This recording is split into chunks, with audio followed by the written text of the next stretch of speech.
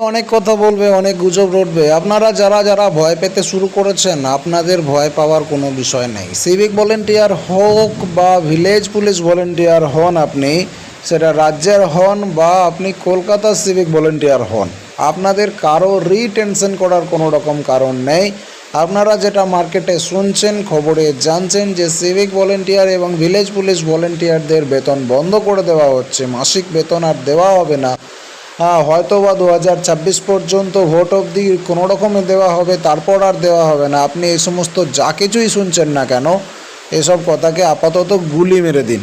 আপনাদের ভয়ের কিছু নেই।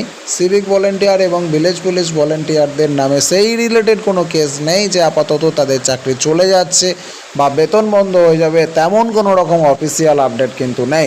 নবান্ন থেকেও এর উপর কোনো রকম সেরকম শক্তপোক্ত কারণ নেই। আপনাদের ভয় পাওয়ার কোনো রকম বিষয় নেই। আপনারা অবশ্যই নিশ্চিন্তে মন দিয়ে নিজের কাজ করুন, পারলে আরও বেশি করে পড়াশোনা করুন, প্র্যাকটিস করুন, যাতে করে নিজেকে পার্মানেন্ট কোনো পদে, কোনো এসআই বা ইন্সপেক্টর পদে নিয়ে যেতে পারেন, সেদিকে চেষ্টা করুন।